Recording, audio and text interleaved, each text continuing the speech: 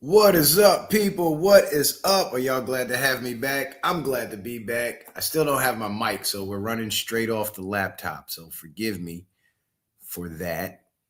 Let me let me readjust my screen share here. Window. Okay, how did I do this last time? Okay, did that, did that. There we go. Share. There we go. Share. All right, you guys can hear me okay, right?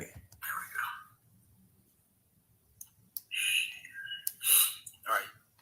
Sorry about the echo. I was playing the audio in my phone to make sure that everything was sounding decent. And it is. So, who's been watching this dog and pony show they call the Iran War? You guys been paying attention? But how close of attention have you been paying? Because I've been seeing a lot of people talking about the Iran War, but as they criticize Trump for what he's saying and what's being publicly reported that he's doing, DJ Short Bite said he thought the deep state got me. Well, anyway, they're talking about Trump and I don't even know if they realize it, but all they're doing is going off of what's on the surface. And we know well enough that what's happening what's happening on the surface is usually an indicator of more things that are more pressing and more effective happening beneath the surface. And what's strange is, well, one thing that should have stuck out to you guys, right, is the Strait of Hormuz situation where Iran was blockading the Strait of Hormuz and Trump was pretty much asking them nicely to open it up and let all the traffic through. Now, why were they blocking the Strait of Hormuz? Well, several reasons, but the main reason that they were blocking the Strait of Hormuz was to lay siege to Europe, because a lot of goods coming from Asia and the Middle East travel to Europe through the Strait of Hormuz, including that Saudi oil. Now, the thing about it is, when Iran blockaded the Strait of Hormuz, only certain ships were being allowed to pass through. Ships that were flagged, that flew the flags of countries that are friendly to them, obviously. But if they were delivering to a hostile nation like the European Union or Israel, the ships would be stopped. And I don't know if it struck you guys as weird, but when Trump was asking Iran to open the Strait of Hormuz, why didn't he just threaten them or force them to open it by force? Right? Because he has the ability to do that, and he could have done it, but he didn't. You know why he didn't? Because he was allowing them to shut it down. Because remember, NATO and the United Nations, their most powerful member nations were America and the European Union. Now that America under Trump has cut ties with these entities, their next main force, their next main seat of power is Europe. So you cut ties with NATO, you cut ties with the UN, you be friendly with Russia, you let Russia overrun Ukraine, and you stop offering aid to Ukraine. And then Russia starts beefing with the European Union. Trump is basically defunding the European Union. And now we have Iran laying siege to the European Union by cutting off their freight, their cargo. So what's happening is the European Union is being put in a stranglehold from all three directions now: America in the West, Iran to the South, and Russia to the East. And the reason for that is it has a lot to do with the city of London and their control over the international trade markets. Because remember, the city of London is one of the seeds of power for the Rothschild banking system. Israel is the headquarters. City of London is like their second headquarters. And then, of course, they got the Federal Reserve here in America. Now, this all goes to Nasara and Jassara.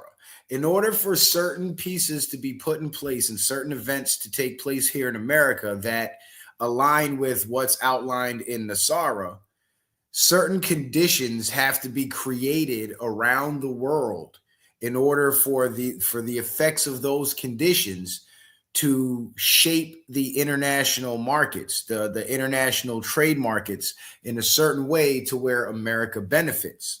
Now, what would that shape look like? Well, here's what it looks like. Iran having their own market for their own oil, America having our own market for our own oil, and Russia having their market for their oil. And when I say Iran, I'm talking about the entire Middle East, Iran, the Saudis, Iraq, everybody that's got oil, Syria, right? But what's happening is these energy producing nations are the main ones that had been infiltrated and ran by deep state operatives who were basically shaping the nation's economy to fit into a one world government system. And in 2017, when Trump got elected in his first term, the new Saudi prince that took over around the same time, he flushed out the deep state out of his country. This is why if you go back to 2017, 2018, 2019, there's plenty of videos on certain websites online where you can see Saudi royalty having shootouts with Saudi police and Saudi military in the middle of the street. That was Prince bin Salman using the force of the Saudi government to go after the corruption within his own family, because they're all family, right? So that purge happened in Saudi Arabia. In Russia, their purge happened when they attacked Ukraine in 2022, and all the deep state corporations cut ties with Russia, thinking that they were harming Russia economically. But all they did was left room for the Russian companies that were being forced out by these international corporations. It left room for those companies to then take over those markets in Russia. Thus, Vladimir Putin, with that move, was able to return the Russian economy back to the Russian people. Now, what's happening with Trump and Iran is one big dog and pony show, but it's essentially setting the stage for Iran to do the same thing that Russia did. Get rid of the international corporations that have bedded down in their country, get rid of the foreign infiltration that has taken over their government, and replace that infiltrated government with a government ran by people who are loyal to Iran and no other outside nation, patriots. And this war, I told you guys before it happened, right? When Iran said, if the U.S. attacks Iran, we're going to attack Israel. The attack was launched by Donald Trump on Iran with the help of Israel, and Iran responded by pretty much decimating Israel. And Israel is actually losing this war. I've done several short videos on it. You guys can go check them out under my videos on my channel. But Israel is losing the war. The news is making it sound like Iran is losing, but it's Israel that's really losing. And it's so bad in Israel that reporters who decide to go out and report on the, show the damage from the bombs and all that stuff, they're getting 5 years in prison for reporting on it. So just keep that in mind, right? And there's a lot of tough talk and banter from Trump towards Iran. There's a lot of tough talk from Iran towards Trump. It's like they're going back and forth and trolling each other. But then when you look at the news articles that talk about their negotiations, what you'll find is they've been meeting with each other quite frequently, and they've been in very close contact. Now, isn't that something? So let me get this straight. Trump's talking all this shit about Iran. Trump's going to do all this damage to Iran, but then he's constantly meeting with these people every couple of months. And what's funny is, and I got some slides for you guys tonight, so don't think this is going to be it. There's always more. But what's funny is, you remember that meeting that Trump took with Vladimir Putin back in I think it was 2025 in Alaska? You guys remember that? We reported on that, and I told you guys something big is about to go down. That's why the world's two biggest military superpowers are meeting at a military base in Alaska, of all places. Yeah. Well, not only did Trump have a meeting with Putin, but before all this kicked off, he also had a meeting with the Iranian leadership as well. But the news never reported on that. And I believe that those meetings were the setup. And the setup was for Trump to stage his move against Iran, Iran to get the green light to retaliate against Israel, Israel to expend the ammunition that they do have left, and open themselves up to consistent attacks from Iran. And you notice Trump is doing all this tough talk with Iran. He's supposedly bombing the shit out of Iran, and somehow Russia's not intervening. Don't you find that strange? Well, Russia's not intervening because Russia is sanctioning this. This is a staged event, and it's being staged to, one, make the world believe that Trump is on the side of Israel and America and Israel are winning the war, when in reality, what Trump is doing is helping Iran rid itself of the Israeli infiltration that has corrupted their government and returned the power of the Iranian government back to their people. But it has to be done in such a way that it appears as if Trump and the Iranians are enemies at odds with each other. So they have to stage this whole war, but in the fog of the war, it's the spy networks that are being targeted. This is why certain government officials are being taken out. This is why Trump says the Iranian government has to be was basically decapitated, because the Israeli infiltration was not your ordinary, labor level, boots on the ground, one stripers. When the Mossad infiltrated Iran, they infiltrated Iran at the highest levels of their government.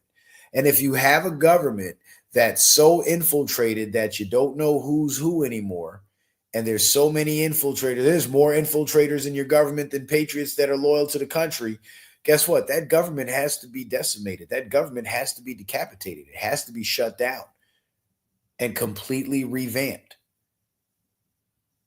So the reports, because when you look into the reports of the Iranian government officials and military officials that they say are getting killed, a lot of these guys have shady backgrounds and ties to Israel. So it's the spy networks that are being targeted. And the next question would be, well, why is Trump doing all this in favor of Iran while pretending to be at odds with Iran and acting in favor of Israel? So much so that he's losing support. Patriots that once supported him, now they're calling him a puppet for Israel and all that shit. Why is he doing it that way? And that's a very good question. But the answer is a lot simpler than you think it is. The answer is because Israel has America held hostage. When the borders were opened up under the Biden administration, thousands and thousands of military-aged males from all around the world, not just South and Central America, were let into the country. And these guys are members of criminal networks that are tied to these foreign entities, mainly the Israeli government, and they act as sleeper cells for the Mossad, for the Israeli Mossad. And these guys were going to be the ones that would stage the next mass casualty event. But when Trump commenced with the ICE raids, not only was he going after, Hector and Jose at Home Depot, but he was also going after, this is why he kept saying criminal aliens, because he was going after those sleeper cells. And as we were getting the reports of the ICE protests and all these illegals being picked up off job sites and all that shit, at the same time, state and federal task forces working in conjunction with ICE and some military detachments as well, working in conjunction with ICE, were busting stash houses where they had military grade weapons, high explosives, and everything that a terrorist organization would need to carry out mass casualty events. But in order to prevent public panic, they kept it under wraps.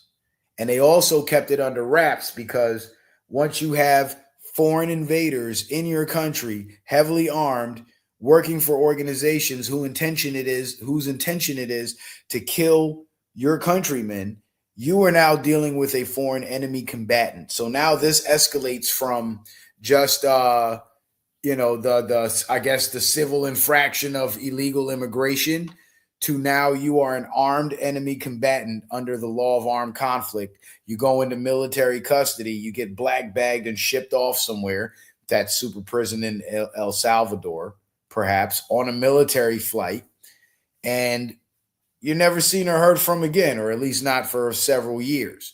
And this explains why when the mass deportation started, it was military planes flying these people to El Salvador. And remember when the fake news was saying, oh, this guy is from Guatemala. Why is he being sent to El Salvador? That's not even his country.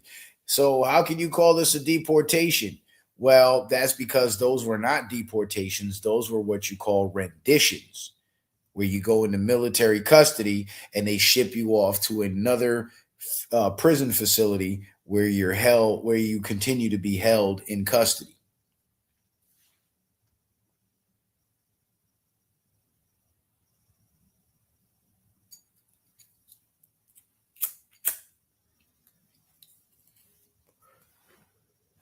And so these sleeper cells that were holding the country hostage under the threat of carrying out mass casualty events, these sleeper cells still exist. They all have not been picked up yet. They all have not been dismantled yet. So there's still a threat. And then you still got the higher level threats like the Larry Silversteins in them buying skyscrapers in California, Mr. 9/11 himself. So there could be another 9/11 in the works. And Trump knows this. So he's got to play it up to the camera for the cameras like he's working for Israel, even if it means losing support in order to protect the American public, while simultaneously working in secret to help Iran rid themselves of the same infiltration that has America held hostage. And I'll tell you something dark and something sinister. I talked about this before, but some of you guys are probably new. You need to hear it again. You remember when the anti-ICE protests were getting crazy right before that woman and that crazy dude got shot by ICE? Remember how they were trying to play the race card and get black people involved in the protests and get more black people out to the streets? And black Americans were like, no, we're not supporting you illegal aliens. And they were just doing it out of, just pure tribalism. Like, we know y'all don't like us because y'all weren't there for us, so we're not going to be there for you. But what they really did was they saved hundreds of thousands, if not millions of lives. And the reason why is because, remember, the whole narrative is ICE is coming after black people after Trump is done with the brown people, because Trump's this big bad racist. And the plan was for black people to get out there in mass numbers in these anti-ICE protests, and these sleeper cells would then be activated in government uniforms, whether they be military uniforms, ICE uniforms, or whatever.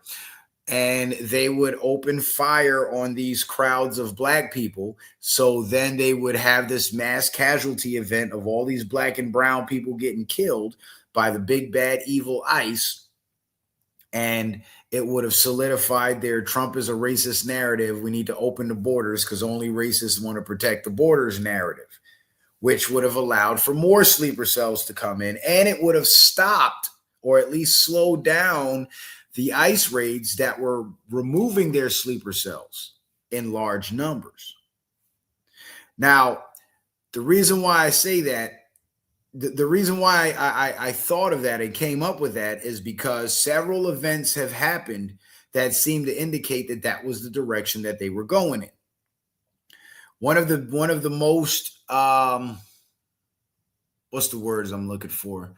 One of the most, I guess, convincing events was when that box of police uniforms were found on the side of the road in New York City. Government uniforms just randomly left out in the open. Perhaps that was for a sleeper cell to come pick up and gear up when it was go time. Because remember, New York City had the ICE raid, the ICE protests, LA, all these liberal cities all across the country. And it just so happened that these uniforms were found in a liberal city.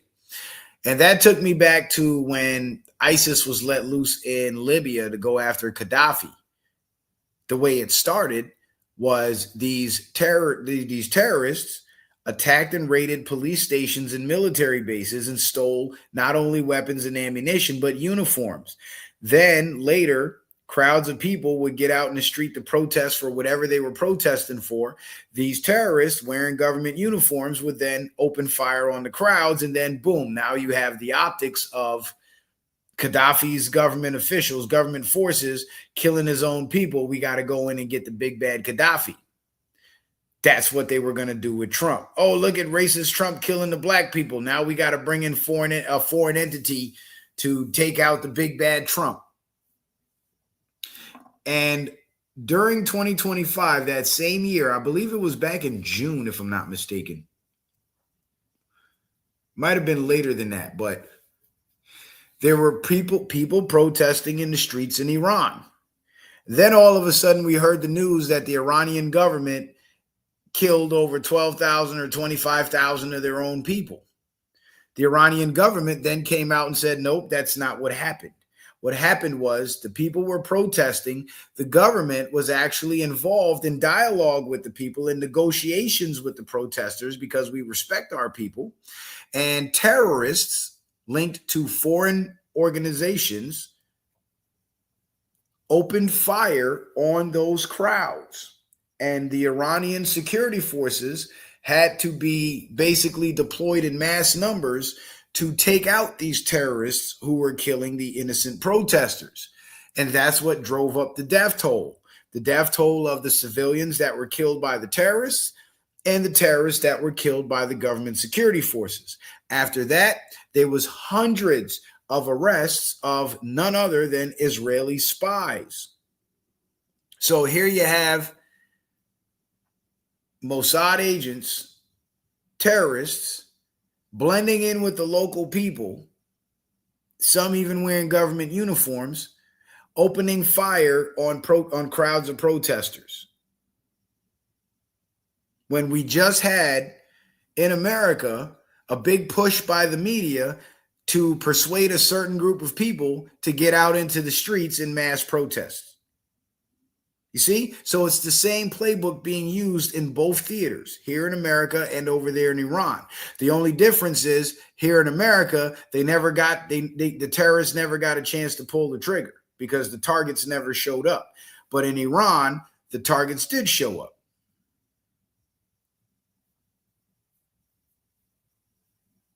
And they showed up and they got mowed down. Now,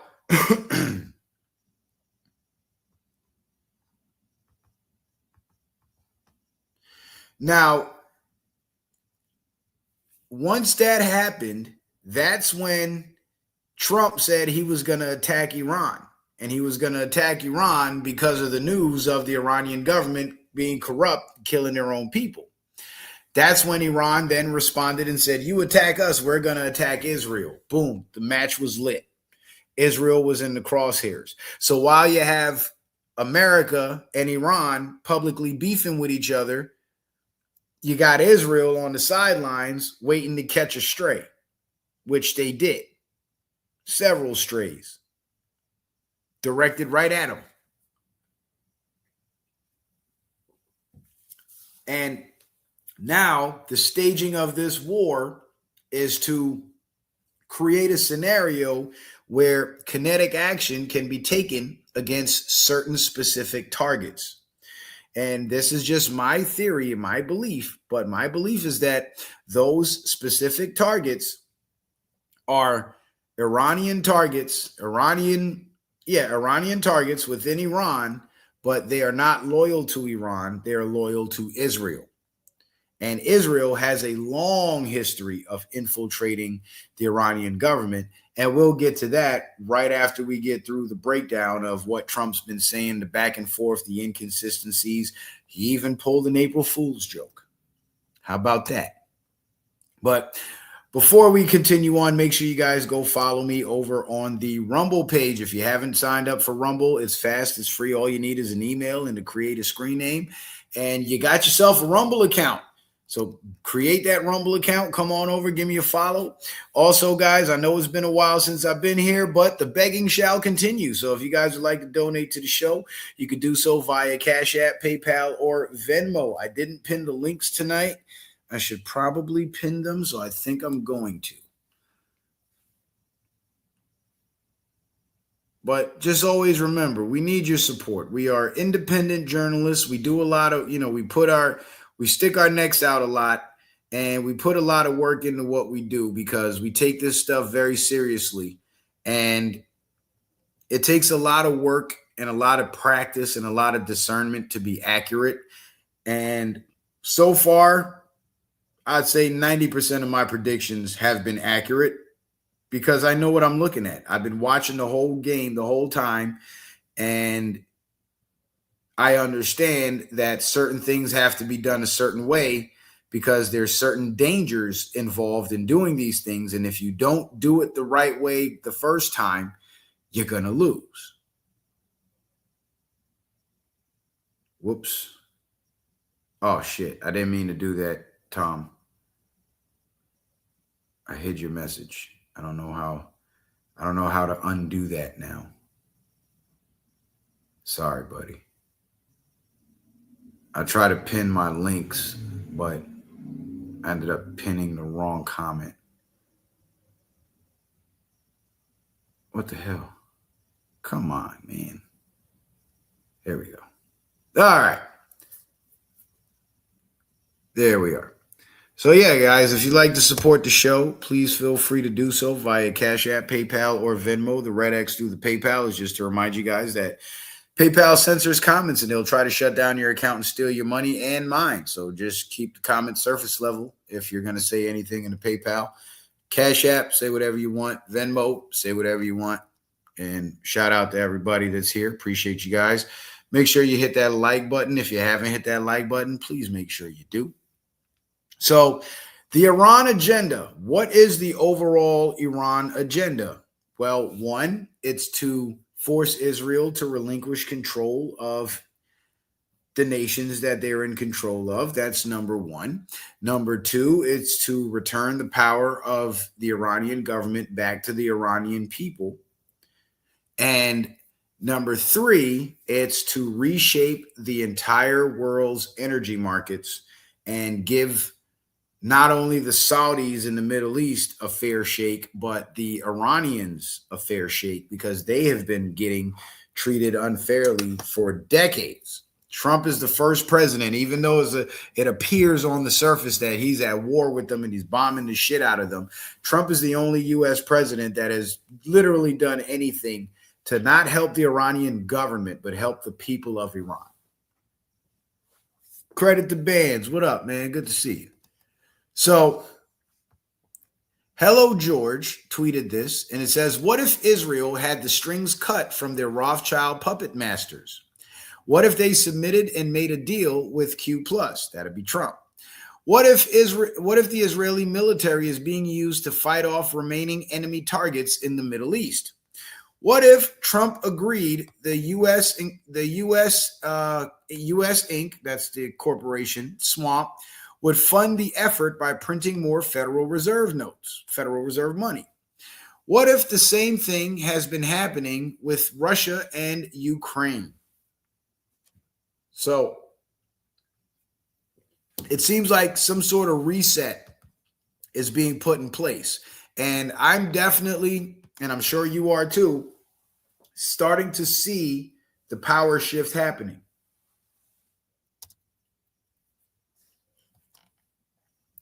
Now, everybody believes that Trump is on the side of Israel. Trump's working for Israel. Da, da, da, da, da, da. But Trump has been throwing out hints since, for weeks, for months, since the beginning of all this, that he's not exactly in the best favor of Israel. He's not exactly in favor of Israel.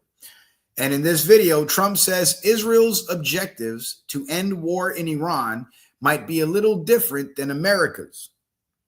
So, and this is from March 15th, about a month ago. So in this video, with that statement, Trump's basically making it clear that us and Israel are not seeing eye to eye on this Iran thing. And that's for a reason. That's because Israel wants to hit certain targets in Iran, and Trump won't let them.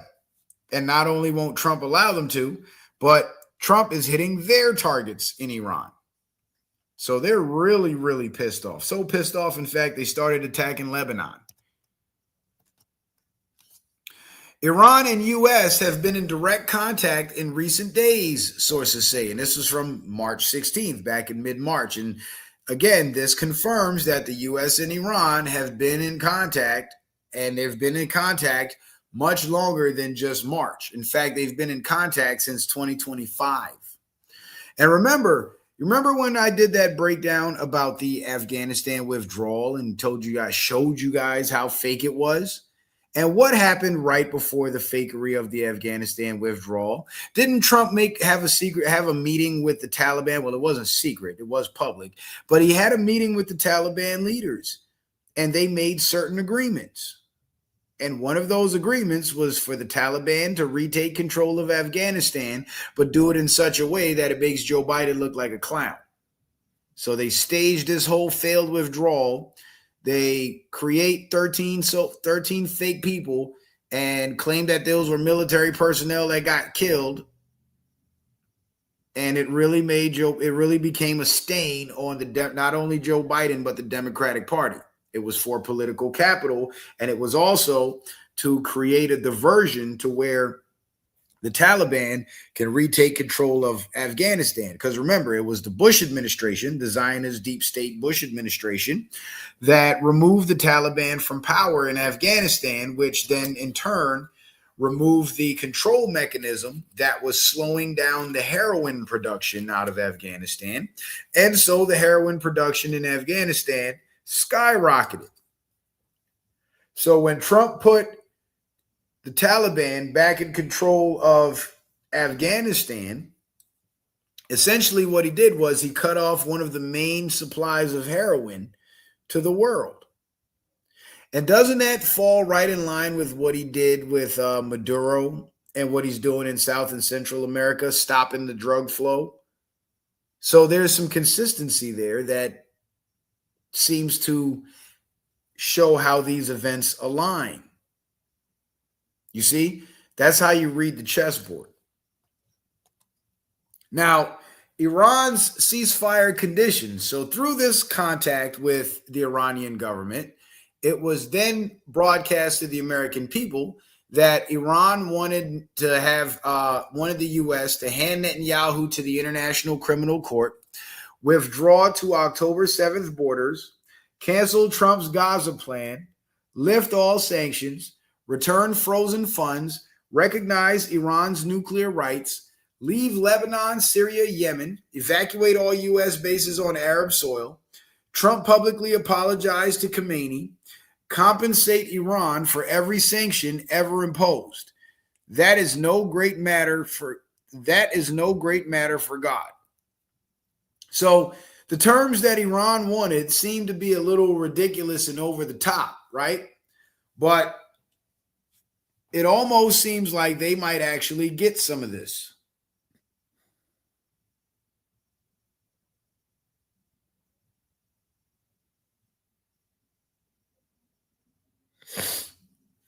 Credit to Benz. He says, hoping you have a different viewpoint on this and can explain the good of this war, because I didn't see any good in it at all. Seems like it's going to start World War III. Well, yeah, on the surface, that's what it would appear to be, and that's what it's meant to appear to be. But the whole war is staged, bro. That's what you got to understand. You got to understand this whole war is being faked. It's being staged.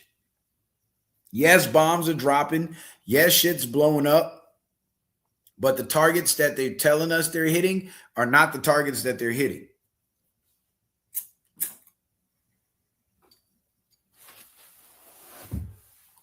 Now, returning of the frozen funds to Iran, they could get that. Lifting of the sanctions, they can get that too. Netanyahu being handed over to the ICC. It seems like Iran got something better, and I got a slide to show you that. Cancel Trump's Gaza plan. They're definitely going to get that, because Trump's Gaza plan that he showed in that weird-ass video is not what's going to happen with Gaza. Gaza is going to be returned to the Palestinian people.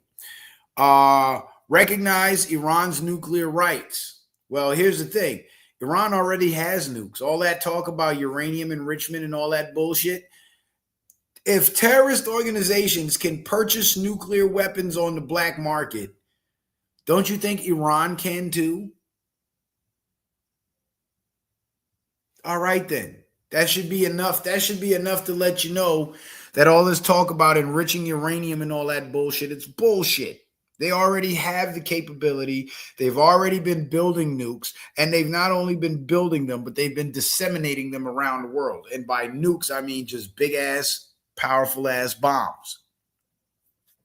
But Trump is going to talk publicly like they don't have this capability. Remember, Iran's missiles could only reach as far as like Israel and, Eastern Europe and shit. But now it's been discovered that they got missiles that can go double the range and reach mainland, reach Western Europe.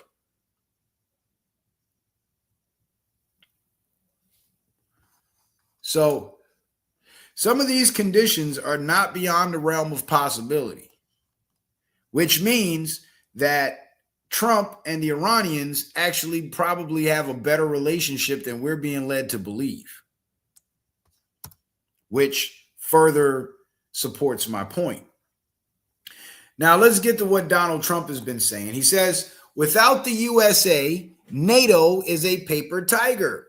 They didn't want to join the fight to stop a nuclear-powered Iran. Now that fight is militarily won with very little danger for them.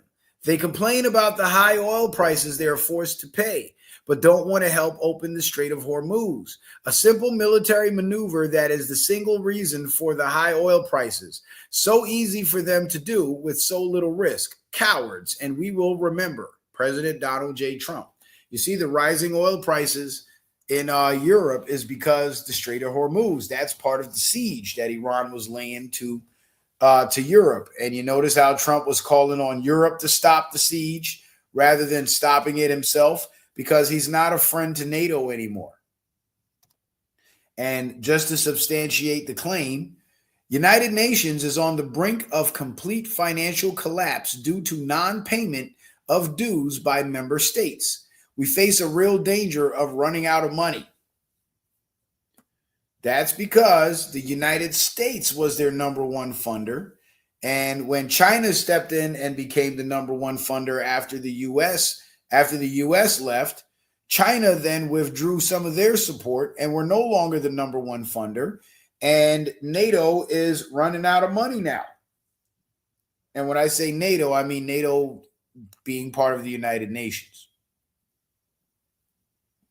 So Trump is allowing Iran to basically bleed Europe dry. But they're supposed to be at war with each other. Yeah, right. They're buddies. Just like how America is supposed to be beefing with Russia. No, Trump and Putin are buddies. Trump-Putin meeting recap. No deal reached at Russia-Ukraine war summit. Donald Trump and Vladimir Putin meet in Alaska for high-stakes summit on the invasion of Ukraine. Trump-Putin meeting. No deal to end Russia's war in Ukraine. Now, this is what was reported publicly. But what I believe happened privately was a deal was made about Ukraine. And the deal was, all right, Putin, you do what you got to do in Ukraine. I'll help Iran put pressure on Europe when the time comes. And I won't help Ukraine anymore. So you have your way with Ukraine. And when the EU starts acting up, you apply pressure from the East. We'll apply pressure from the West. They came up with their war plan. That's what this was. And shortly after these meetings, or around the time either before or after these meetings, was when Trump had his meetings with the Iranians. This is when everything was being staged. So Trump allowed Putin to attack Ukraine without retaliation, and in return, Putin would allow Trump to make a move on Iran and do what they got to do with Iran without Russian intervention. And this explains why Russia, or this would explain why Russia, being Iran's most powerful ally, isn't helping Iran if supposedly Donald Trump is bombing the shit out of Iran. You think if Trump was really bombing Iran like the news is reporting he is, you think Russia would just sit by and let that happen? Think about that. That's like you watching somebody punch your younger sibling in the face repeatedly and you just stand by and not do nothing. Now, if your younger sibling was bullying or messing with that person and deserved a punch or two, then you might sit back and let it happen. But when those two punches becomes, a pummeling, you're going to step in at some point. Putin hasn't stepped in yet. So obviously this is being sanctioned by Putin. Putin is allowing this. All of those countries that can't get, but you see, another thing to keep in mind is Putin is going to sit back and stay quiet and let it happen. Meanwhile, the rest of the world and the fake news media and, the paid shills online, they're going to be in a panic saying, oh, this is going to start a war with Russia. It's going to start a war with Russia. And in the past, with past administrations, it would have, because those past administrations were all deep state. But because Trump and Putin both are anti-deep state, they can make these deals and come up with these plans to rid these nations of their deep state. You see, this is not Democrat versus Republican. This isn't Christian versus Muslim or Jew versus Christian or no. This is the free people of the world fighting against the royal families that control the world. That's what this is. This is freeing the world from centuries of control by the ruling elites. That's what's going on. And everything that's being staged right now and being broadcast has to go the way that it's going, and it has to be done the way that it's being done. Because if they deviate from the plan, more people than what's necessary are going to die. Here's Trump calling out the EU. All of those countries that can't get jet fuel because of the Strait of Hormuz, like the United Kingdom, which refused to get involved in the decapitation of Iran. I have a suggestion for you. Number one, buy from the U.S. We have plenty. And number two, build up some delayed courage. Go to the strait and just take it. You'll have to start learning how to fight for yourself. The USA won't be there to help you anymore, just like you weren't there for us. Iran has been essentially decimated. The hard part is done. Go get your own oil. President Donald J. Trump. You see? So he's calling them out now, and by doing that, he's exposing the fact that they are a paper tiger and they're weak because their nations are being bled dry by the migrant influx. Now their energy prices are skyrocketing because of the siege on the Strait of Hormuz. And Trump's telling them, hey, come buy your oil from us. And guess what they're going to eventually have to do? Buy that oil from us.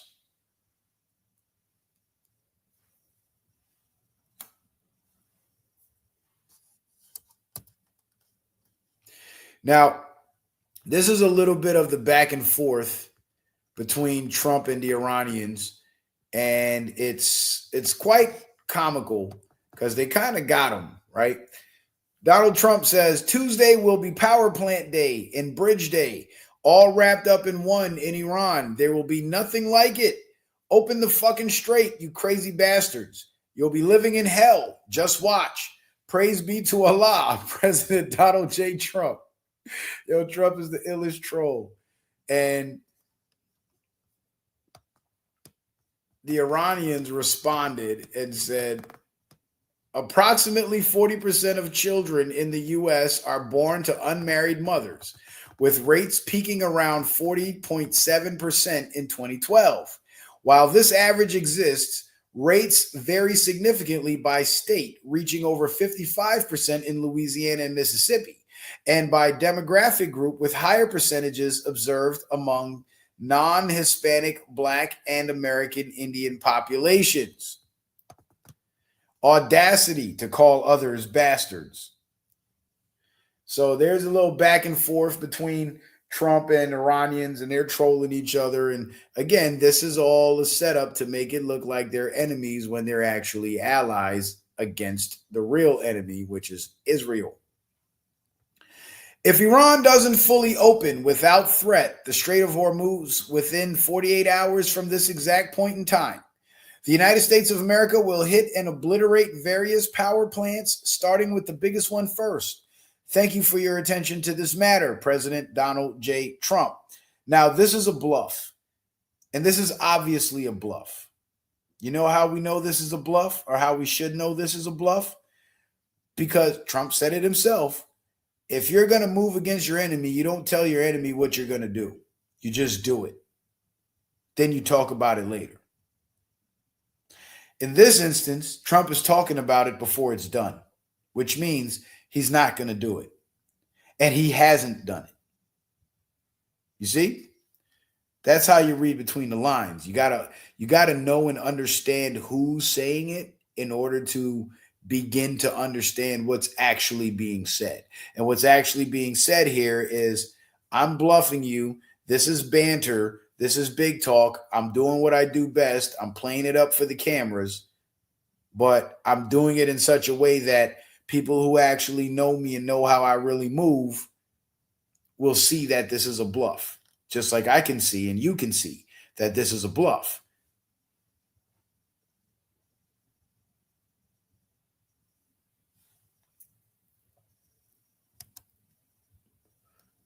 Mind you, while the Strait of Hormuz is closed down, Iran still exporting millions of barrels of oil through Strait of Hormuz, even as other traffic is paralyzed.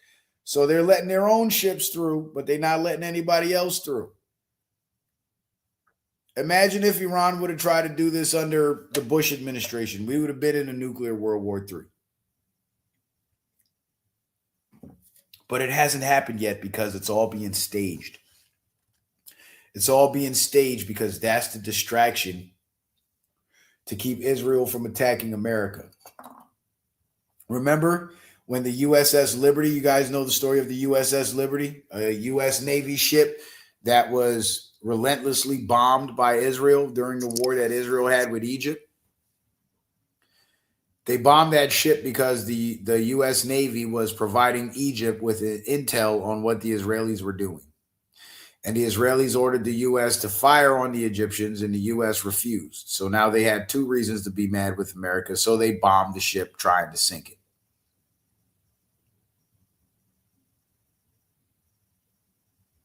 So if the president of the United States comes out publicly, sides with Israel's enemy, Iran, and says, I don't support Israel, I'm against Israel, and I'm removing their mechanism of control, what do you think would happen? The whole country would turn to the USS Liberty. This is why it has to be done in such a way that the optics appear as if Trump is at odds with Iran. He is not. So after all that talk about bombing the power plants, Trump then turns around and says, I am pleased to report that the United States of America and the country of Iran have had over the last 2 days very good and productive conversations regarding a complete and total resolution of our hostilities in the Middle East. Based on the tenor and tone of these in-depth, detailed, and constructive conversations, which will continue throughout the week, I have instructed the Department of War to postpone any and all military strikes against Iranian power plants and energy infrastructure for a 5-day period, subject to the success of the ongoing meeting and discussions. Thank you for your attention to this matter, President Donald J. Trump. You see that right there? So after all the threats, I'm going to bomb the power plant. Today is bridge day and power plant day and this and that. All of a sudden, he's not bombing them now. Because he was bluffing. And he showed you he was bluffing. Now, here's another bluff that a lot of people are buying into. Trump put out a post excoriating Candace Owens, Tucker Carlson, Megyn Kelly, and Alex Jones. And Candace Owens tells President Trump, "You will most certainly die a slave. You are in chains right now, and the entire world can see that." So Candace is saying that Trump is being controlled by Israel. Again, going off of what's on the surface. Now, is she doing this because she's a surface thinker? No, Candace is a much deeper thinker than a surface thinker. But Candace is saying this because she's playing her part. She's playing her role. And her role is to now become controlled opposition to Trump. And that's what she's doing.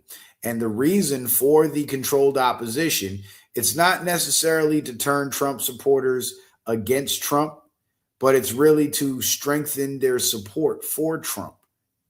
Because when all these people that are saying Trump is controlled by Israel are proven to be wrong, and eventually they will be, Trump is not only going to regain the support that he lost, but he's going to gain even more support because he just did something so monumental that whether you're a Democrat or a Republican, if you call yourself an American, you can't help but commend him for doing, because it's beneficial to the country, it's beneficial to the people, it's beneficial to the world. And again, all this back and forth and the banter and all that shit, it's optics. It's optics. It's optics. Another thing that these former Trump supporters that are now turning against Trump are going to do is they're going to expose the weakness amongst the Trump people. In other words, like, look at what happened to Marjorie Taylor Greene with the Epstein files. She made such a big deal about the Epstein files, she ended up joining with the Democrats, accusing Trump of being involved in the Epstein situation, thus exposing herself as weak and one who is capable of betrayal. So her loyalty wasn't strong enough, and the pressure put on her by the Epstein files delay exposed that. Now, for the people that are supposed to be deep thinkers beneath the surface thinkers, but are thinking on the surface when it comes to Trump, when they start flipping on Trump, that's also going to expose the weakness of their loyalty. And that's what Candace Owens, Tucker Carlson, Megyn Kelly, and those folks who have been critical of Trump are now doing. They're flushing out the weakness, the weak links. They're cutting out all the weak links. So this is what Trump had to say. Let me see if I can blow it up so you guys can actually read it. "I know why Tucker Carlson, Megyn Kelly, Candace Owens, and Alex Jones have all been fighting me for years, especially by the fact that they think it's wonderful for Iran, the number one state sponsor of terror, to have a nuclear weapon, because they have one thing in common: low IQs. Well, that right there should let you know that Trump isn't serious in what he's saying, because he knows that these people don't have low IQs.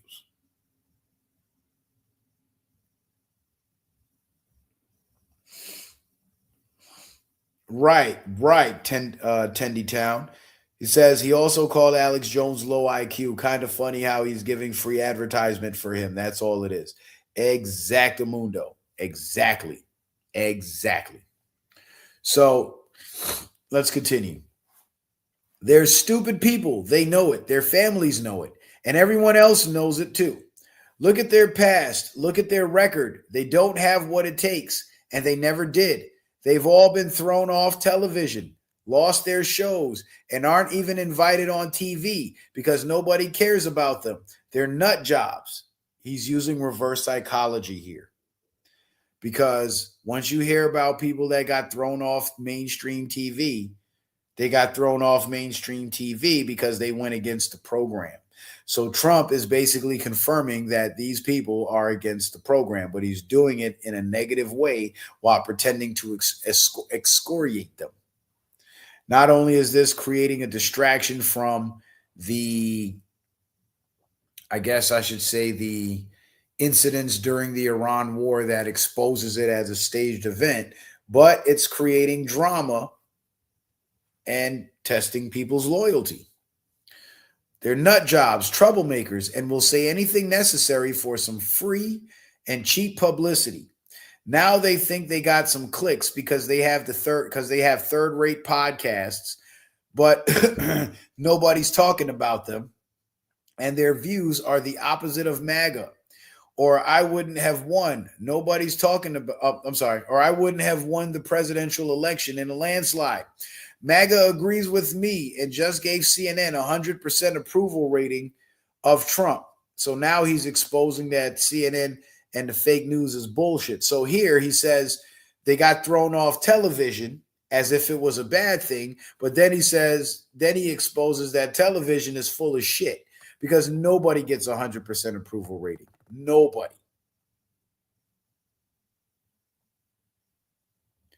So he's using negative language to remind the American people that these names that he just named are the real ones. It's very cleverly done. Let's see. Of 100% approval rating of Trump, not hand flailing fools like Tucker Carlson, who couldn't even finish college. He was a broken man when he got fired from Fox, and he's never been the same. Perhaps he should see a good psychiatrist. Or Megyn Kelly, who nastily asked me to the now famous the now famous only Rosie O'Donnell question, or crazy Candace Owens, who accuses the highly respected First Lady of France of being a man when she is not, and will hopefully win lots of money in the ongoing lawsuit.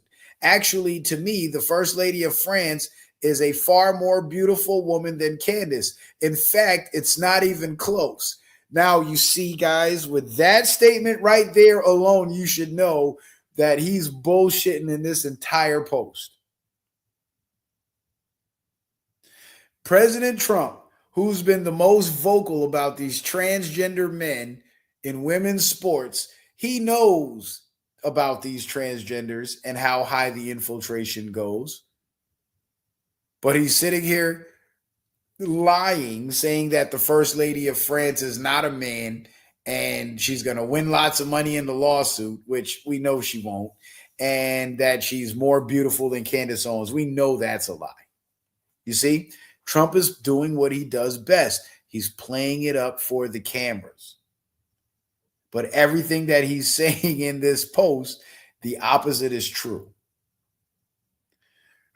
He's using inverted language. Actually, oh no, we already read that. Actually, to me, the First Lady of France is more beautiful than Candace Owens. In fact, not even close. Or bankrupt Alex Jones, who says some of the dumbest things and lost his entire fortune, as he should have, for his horrendous attack on the families of the Sandy Hook shooting victims, ridiculously claiming it was a hoax. These so-called pundits are losers, and they always will be. Now, fake news CNN, the failing New York Times, and all of the other radical left news organizations are hailing them and giving them positive press for the first time in their lives. They're not MAGA, they're losers. Just trying to latch on to MAGA. As president, I could get them on my side anytime I want to. But when they call, I don't return their calls because I'm too busy on world and country affairs. And after a few times, they go nasty, just like Marjorie Trader Brown. See, he's trolling. But I no longer care about that stuff. I only care about doing right for our country. MAGA is about winning and strength, and not allowing Iran to have nuclear weapons. MAGA is about making America great again. And these people have no idea how to do that, but I do, because the United States is now the hottest country anywhere in the world. President Donald J. Trump. So this post was one big troll.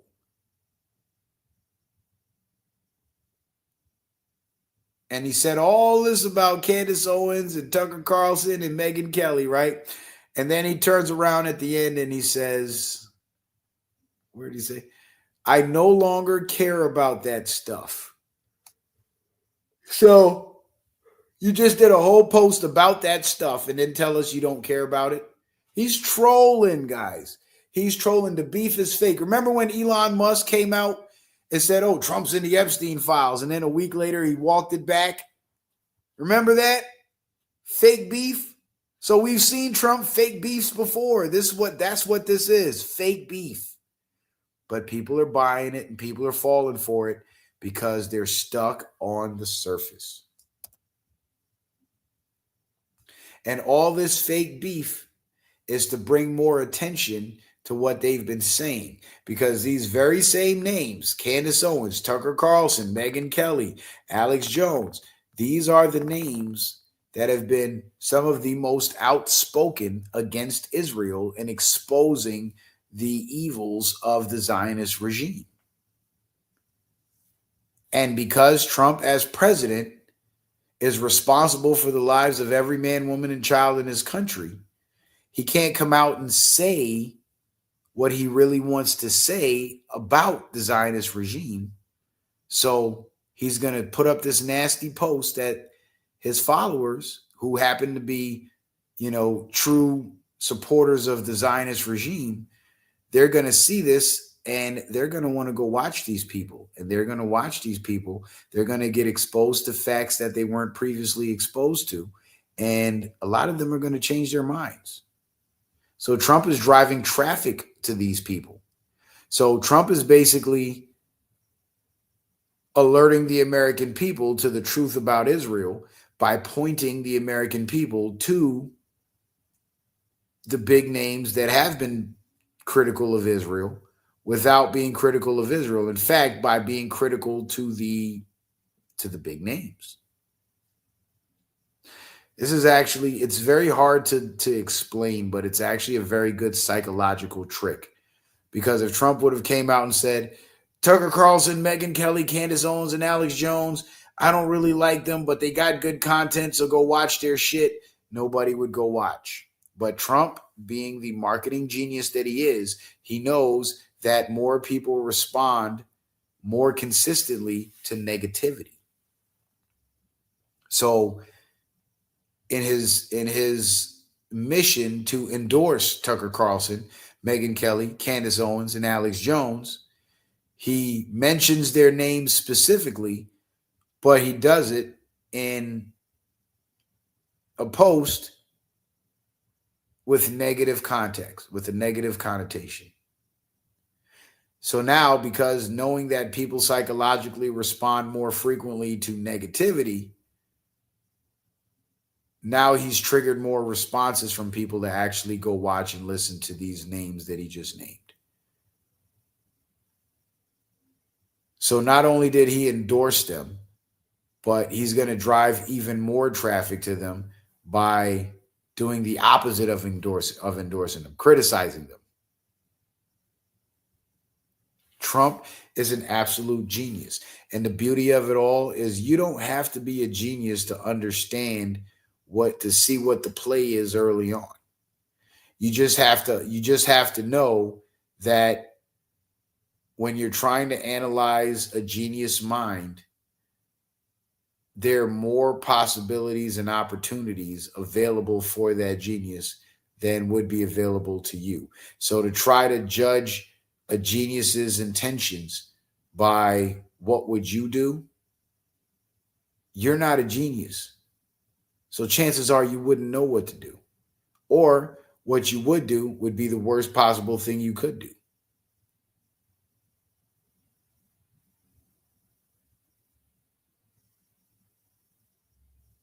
And this is why it's been so easy for me to maintain my support for Trump through all this controversy.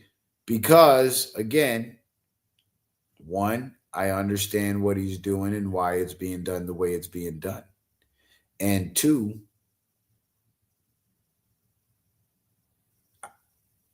I'm losing my train of thought. Hold on. Give me a second.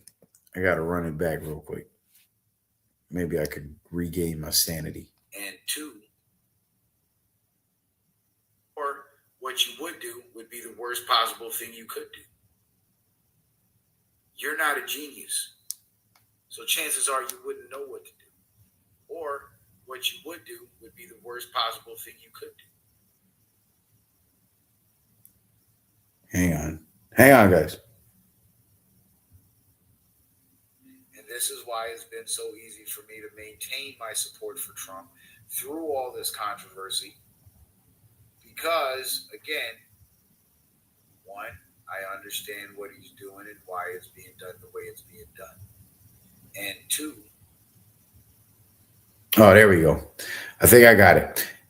And two, I understand that I'm dealing with a genius mind. So there's going to be moves that will be made. There's going to be moves that will be made that we may not understand immediately. And this is why Q said trust the plan. And in trusting the plan in the past, I've seen the moves be made. And later on, when the understanding came, looking back on the event, it was monumental what Trump did. The best example I can give you of that is Operation Warp Speed. At the time, people were mad at Trump because, oh my God, he's funding the vaccine companies and he's endorsing the vaccine and he's getting them to poison us and this and that. So everybody was mad. Then when it came time to mandate the vaccine, the mandates got struck down in the Supreme Court. Why? Because Operation Warp Speed forced them to put out the vaccine faster than they could claim they've been properly tested. So we didn't understand what he was doing in the beginning with funding the vaccine companies, the vaccine manufacturers, and endorsing the vaccine and all that shit with Operation Warp Speed. But here we are now, 4 or 5 years later, and there's still no mandate, and there never will be. You see? So we didn't like it when it was happening, but now we're on the other side of it looking back, and now we understand why it happened. And again, when it comes to this Iran thing, you got to apply the same logic. Remember, you're dealing with a genius mind. So if you can't understand what's happening, then it ain't for you to understand. It's beyond your realm of understanding. And you have to, at that point, you then have to make a decision and decide which theory you're going to go with. Pick one and see if you're right. And if you're right, that means you read the board right. If you're wrong, that means you read it wrong.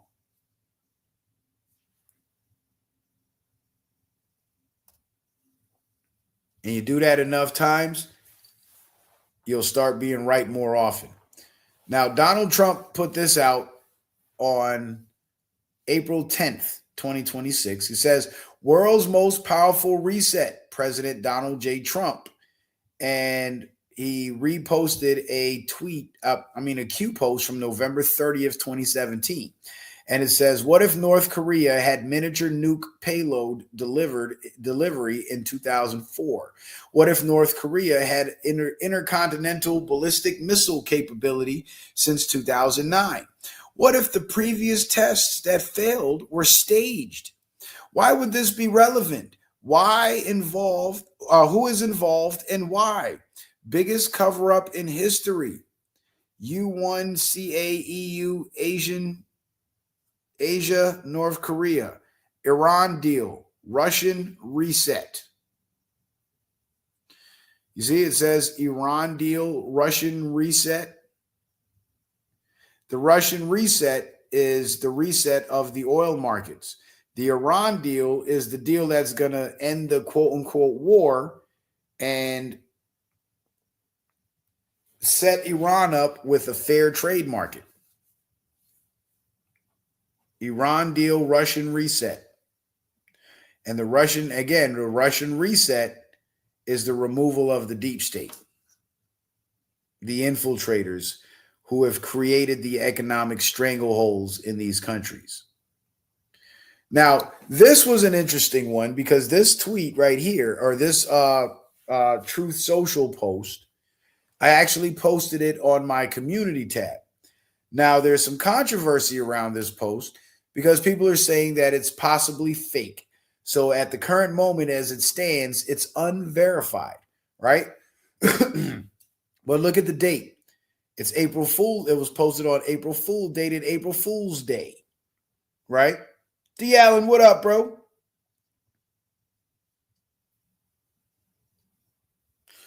And it says, after realizing what a corrupt government they really have, I am immediately cutting off all military aid to Israel.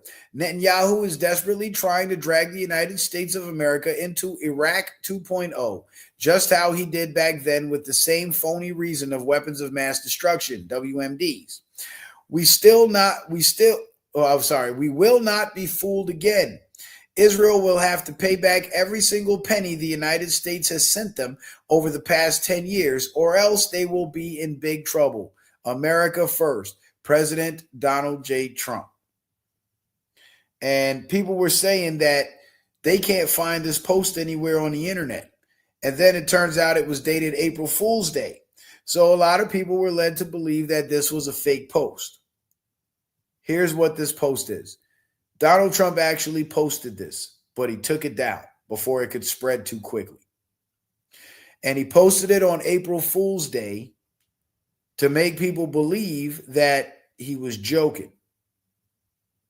But the real joke is that you think he's joking, but he's dead fucking serious. Because remember, if we go back to slide 4, what is one of Iran's demands to end the war? Compensate Iran for every sanction ever imposed, return frozen funds,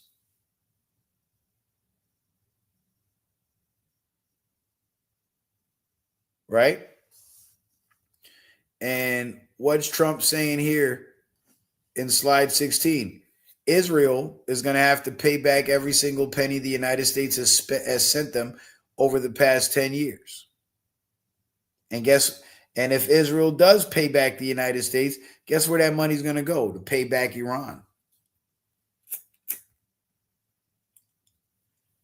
So the Iranians might actually get their compensation, just not from us.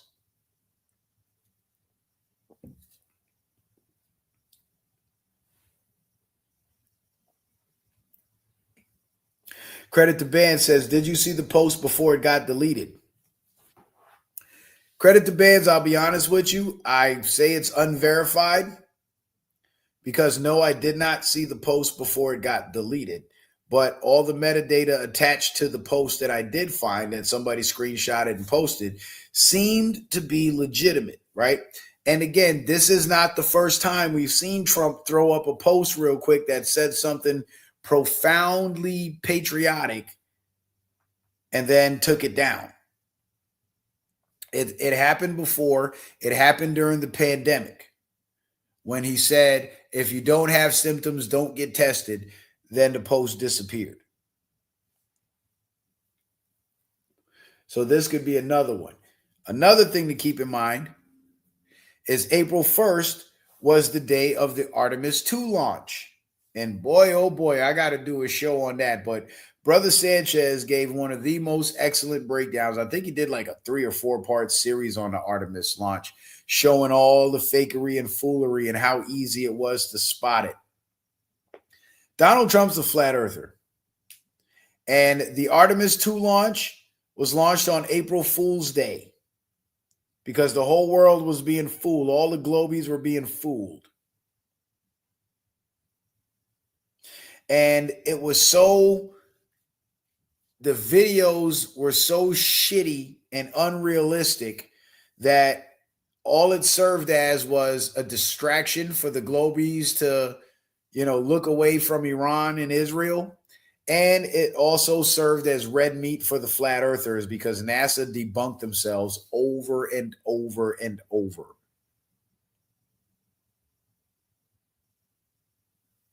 And it was done that way on purpose. It was done that way on purpose to confirm to the American people that NASA is faking their shit. And I did a stream in the past, and I'm sure you guys can look this up. But since Trump has taken office, NASA's original budget has been cut by almost 80 to 90%. And that budget cut, you would think that money was diverted to SpaceX. But SpaceX is only getting from the government under their contract about 1 or 2% of the amount of money that NASA was getting.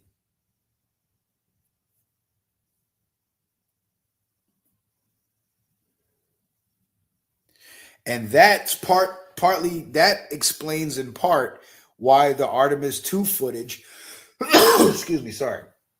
the Artemis 2 footage was so crappy, because they don't have the big budget they used to have before. They're running on fumes, literally. So the Artemis 2 launch provided a nice distraction for the globies, and it also provided tons and tons of red meat for the flat earthers to continue waking people up. You see, Trump can't come out and say,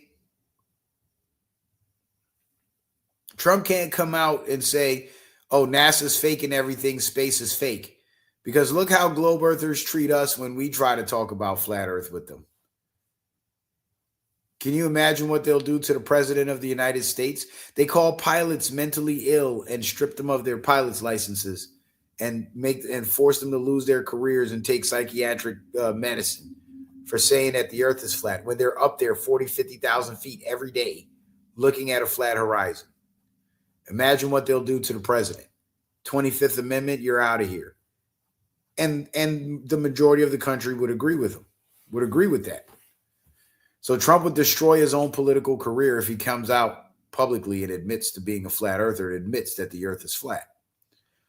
But since he can't publicly come out and say it, what he'll do is he'll stage another fake moon mission and make it just as crappy as the first one so the people can see it for themselves. He even did a phone call with the astronauts where there was no delay on the phone call. That was all red meat for the flat earthers. That's what that was. Because they didn't do a good job at covering their tracks at all. Now, speaking of the threat to the American people by the Zionist regime and their sleeper cells, President Trump has confirmed that the U.S. military is constructing a large complex beneath the ballroom, that new ballroom that he's having built. Well, he's building an underground facility beneath the ballroom. He says the complex was massive and only came to light because of a lawsuit. Trump adds that the ballroom serves as a cover for what's being built underneath by the military, including drone-related operations. The glass is extremely thick. It's high-grade bulletproof glass.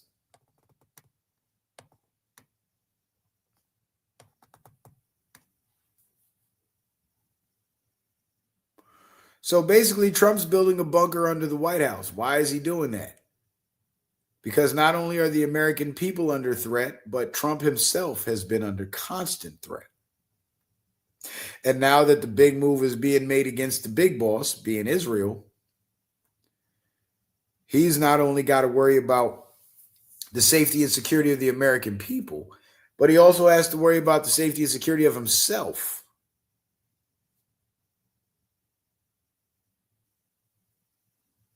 And when it becomes common knowledge that he's been working against Israel this entire time, Israel is more than likely going to try to retaliate against him. So he builds the ballroom, uses it as cover to build the bunker. Now, we've been hearing a lot of news about people dying in the U.S. bombings, Iranians, Israelis, whatever. But here's an interesting factoid. Netanyahu died on March 8th. Remember when we got the report that Netanyahu was dead, and then this CGI video of Netanyahu came out like a day later to try to confirm that he was alive? Netanyahu died on March 8th. This is why Yair, whatever the hell his name is, his son, took an unusual 7-day break on Twitter for the Jewish Shiva mourning period. He tweeted last on March 8th, then waited exactly 7 days to retweet a post on March 15th. So if you're not dead, why is your son going through mourning? Because Netanyahu is dead.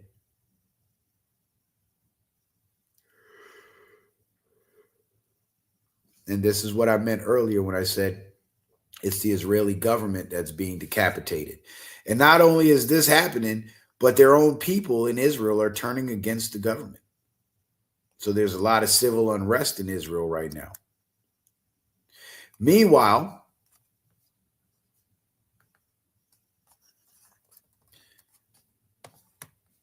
Donald Trump confirms again, the United States will work closely with Iran, which we have determined has gone through what will be a very productive regime change. There will be no enrichment of uranium, and the United States will, working with Iran, dig up and remove all of the deeply buried B-2 bombers' nuclear dust. It is now and has been under very exacting satellite surveillance, Space Force. Nothing has been touched from the date of attack. We are and will be taking tariff and sanction relief with Iran.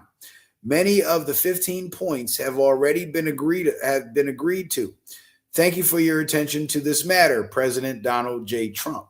So while the fake news was telling us that Iran and America didn't make an agreement, Trump's telling us that they did make an agreement. Then Trump says, and here comes more of the flip-flopping. Then Trump goes on to say, Iran is doing a very poor job. Hold on, let me blow it up so you can see it. Iran is doing a very poor job, dishonorable, some would say, of allowing oil to go through the Strait of Hormuz. That is not the agreement we have, President Donald J. Trump. So they make the agreement, and part of the agreement is, yeah, we're going to make the agreement with you, Trump, but then we're going to break it. And when we break that agreement, that's going to green light your military, your Navy to move in. And why would the American military move in? So we can control the flow of the oil. Very simple.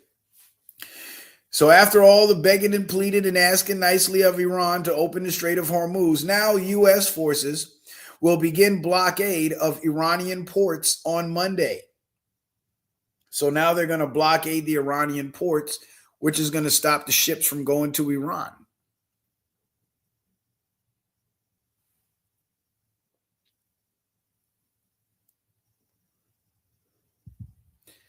And why are they blockading the Iranian ports? Well, that now gives the U.S. Navy access to search these ships that are coming in and out of Iran. Thus, they can find trafficked kids, they could find drugs, they could find illegal weapons, parts, explosives, all kinds of shit being brought into Iran and shipped out of Iran.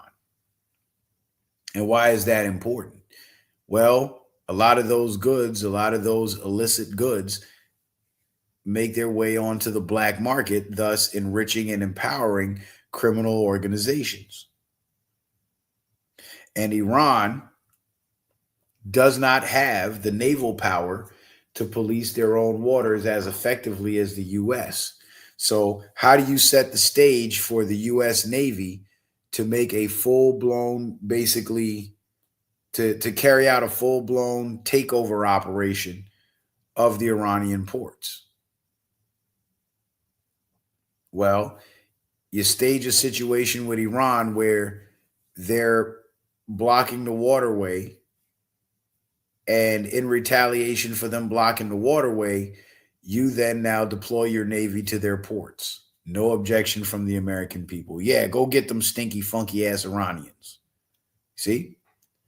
So on the surface, it looks like Trump's reacting to Iran's stubbornness, when in reality, Trump's carrying out part of the deal that he made with Iran, which was, we're going to control traffic in and out of your ports for you. We're going to monitor that traffic in and out of your ports for you.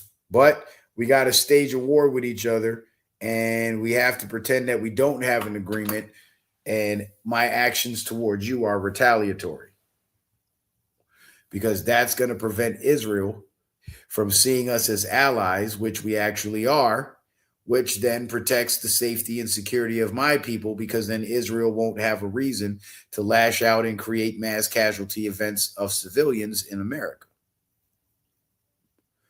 See how that works?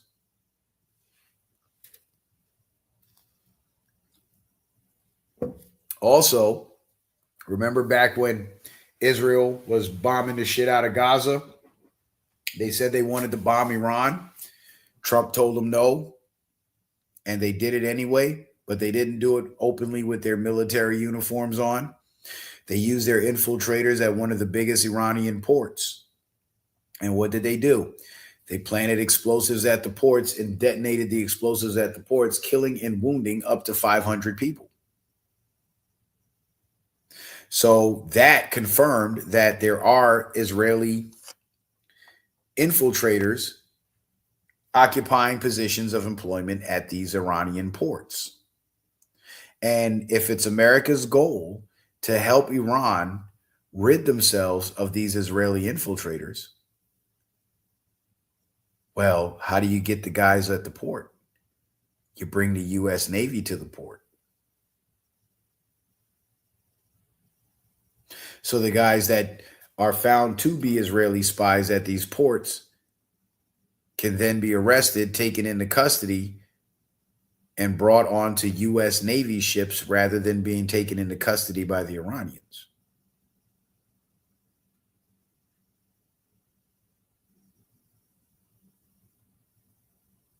So Trump allowing Iran to blockade the Strait of Hormuz, not only did it allow Iran to lay siege to the European Union and begin to divert or begin to transform the world's energy markets, but it also provided a pretext for the U.S. Navy to occupy the Iranian ports, which are crawling with Israeli Mossad agents.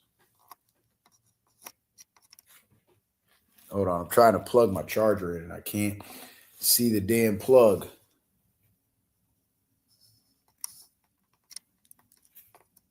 What the hell? I hate these Type-C chargers. I mean, they're cool, they work, they don't break down as fast as the old school ones, but God, they're irritating to plug in. Fucking shit, man. What am I doing wrong? Here we go. Got it. God, that was an ordeal.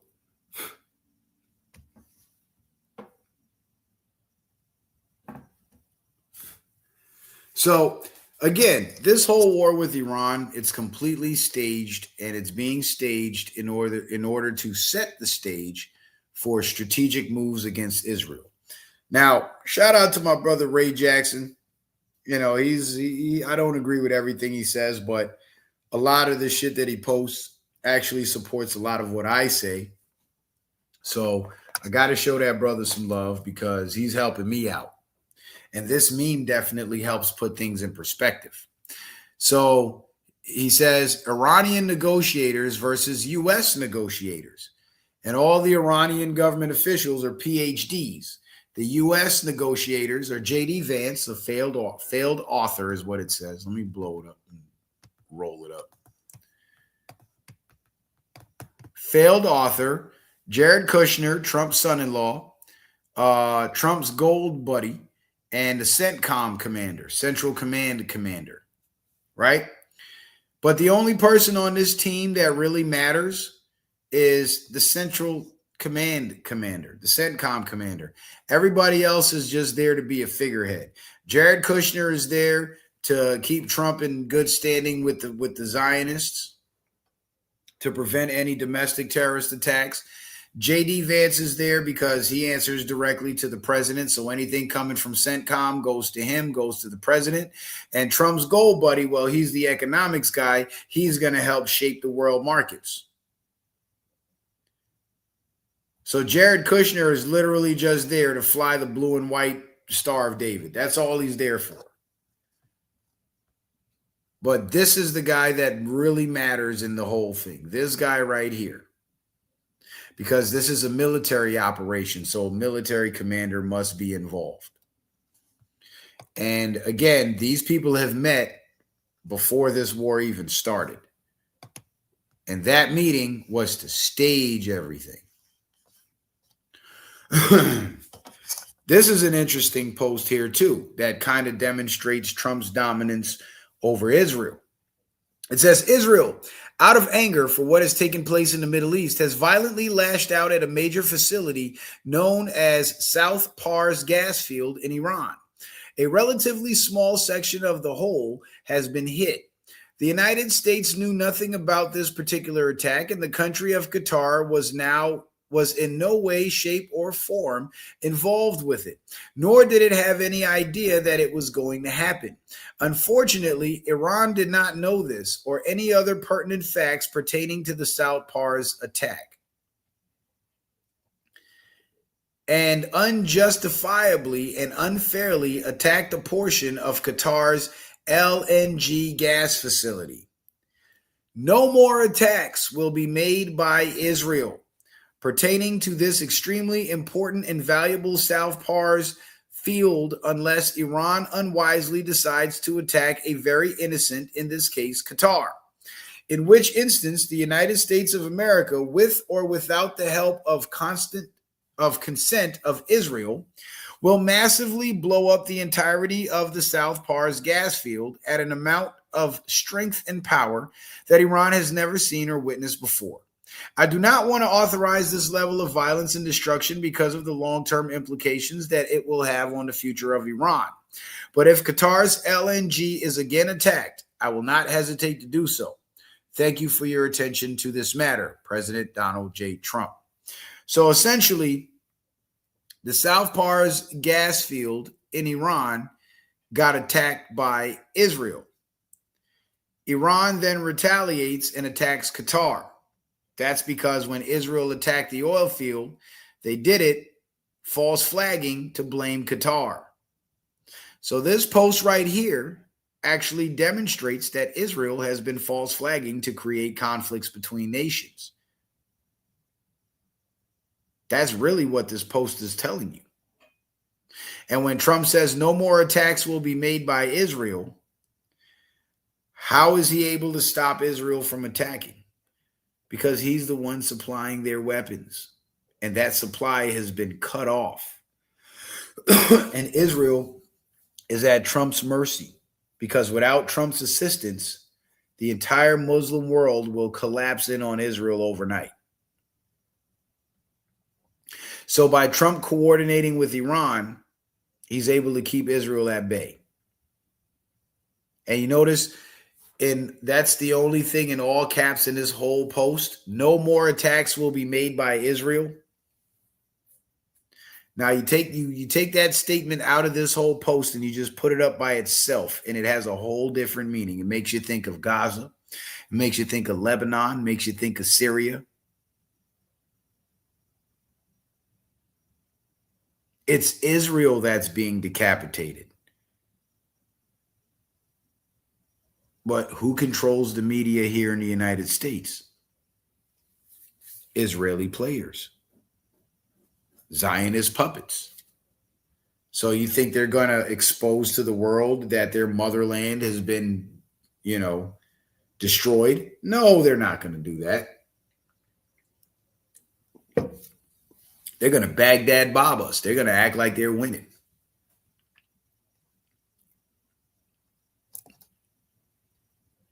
Now, here's where it gets interesting. Here comes the confirmation for the Iran meetings with Trump. On April 12th, 2025, Iran and the United States began a series of negotiations aimed at reaching a nuclear peace agreement, following a letter from U.S. President Donald Trump to Iran's Supreme Leader Ali Khamenei. Trump set a 2-month, 60-day deadline for Iran to reach an agreement. After the deadline passed without agreement, Israel attacked Iran, igniting a war between the two countries.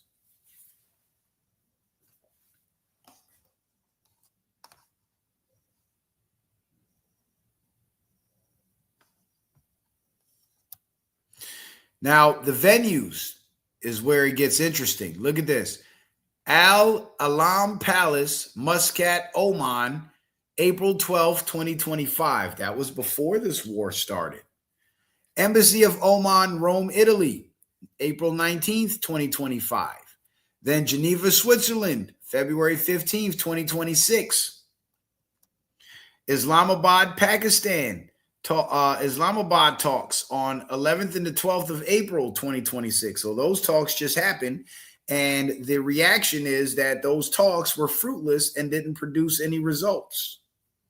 Well, that's what they're telling us, but we don't know that.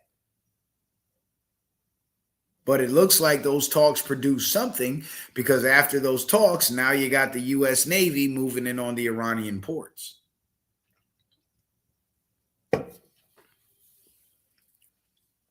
Now, of course, the participants, the special envoy, Steve Witkoff, that's Trump's gold guy, gold buddy. Director of Policy Planning, Michael Anton, CENTCOM Commander, Brad Cooper, and Special Envoy, Jared Kushner. He's the one there to keep it all Jewy. And for Iran, their participants, the Iranian Minister of Foreign Affairs, Abbas Araghchi, Deputy Foreign Minister Majid Tak Ravanichi, Secretary of the Supreme National Security Council Ali Larijani, and they claim that he died. But we don't know that. We don't even know if Ayatollah Khamenei is dead. That's what they tell us. But we don't know that. Khamenei could have fled to Russia.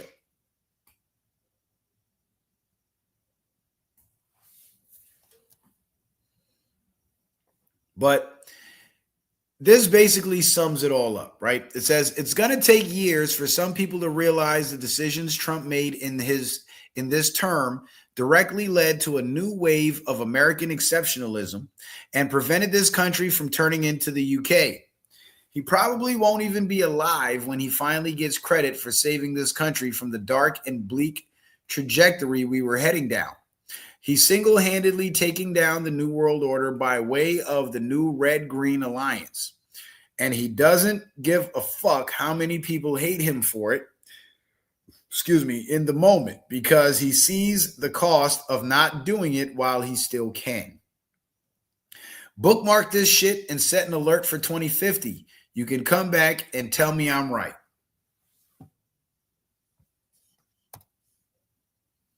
Now, just to exemplify the danger that we're in, Denver International Airport being shut down. You remember when that happened? I just wanted to point out how rare it is for a major airport, think critical infrastructure, to be shut down entirely in an emergency, unplanned electrical outage because they're intentionally engineered with significant redundancy, backup systems to protect against exactly that happening. It's not like blowing a fuse at your house. So Denver International Airport was shut down a few months back, and they had a power outage, which was weird. But what was actually happening was, again, the sleeper cells were being activated, or a sleeper cell was being activated to carry out an attack at Denver International Airport. That attack essentially was thwarted, but in order to carry out that operation safely, the airport had to be shut down and the power was cut momentarily. Oh, shit. Shout out to Katie Martin for the Cash App. She says, glad you're back. Missed you. I missed you guys too, man. And shout out to my brother Arthur. He says, for where have you been? Oh, where have you been, citizen man? Man, I've been resting. That's where I've been. I've been resting. So these sleeper cells have tried to activate and carry out operations in Denver Airport, which were then thwarted and shut down. How did the Trump administration get wind? How would the Trump administration have gotten wind of this attack? Well, by way of the ICE raids, because if they were capturing members of these sleeper cells,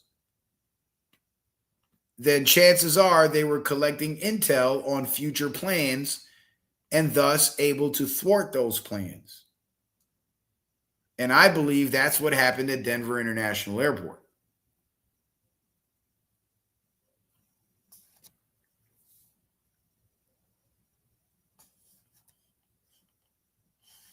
Now, Austin Paget says, it's amazing that Trump has a tweet from 2012 with only 59 likes saying we should put aircraft carriers in the Strait of Hormuz. And then he actually became president and did it, only for everyone to say it was because he is blackmailed by Israel. And this is from 2012, where Trump says, Iran has warned the U.S. not to send an aircraft carrier back into the Strait of Hormuz. We should send 3 as a counter. You see? So Trump has been wanting to move on the Strait of Hormuz. And now that he's president and he's doing it, he's not doing it because he's controlled by Israel. He's doing it because that's part of the plan. That's how he gets close to Iran in order to offer them assistance. Assistance with their infiltration problem, their roach problem. Kenya Barnes paid, oh shit. Shout out to Kenya. She says, welcome back. I was concerned for a minute there. Yeah, you know what? I was starting to get a little concerned myself because I was starting to like the time off and having the free nights a little too much. And I was like, man, I got to get back on this shit. You know, so I'm back. I wasn't exactly ready, but I think I'm doing pretty well. So this is what was going on in Iran after those mass killings where the fake news said it was the Iranian government killing their own people. Iran arrests 700 Israeli agents, but where are the weapons? Iran reports 21,000 arrests during June war with Israel. Iran escalates crackdown on accused Israeli spies with mass raid. Iran carries out string of executions and arrests. But you see this one from Newsweek?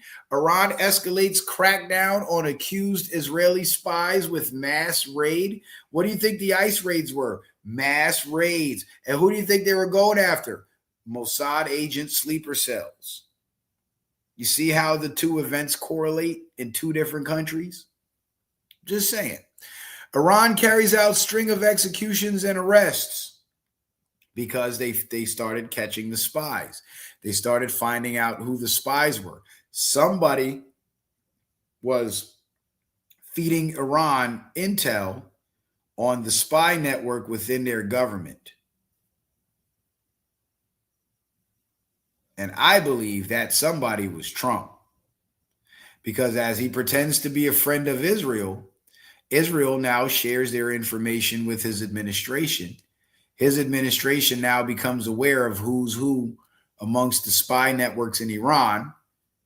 His administration then secretly forwards that information to Iran, and Iran makes their move on the infiltrators.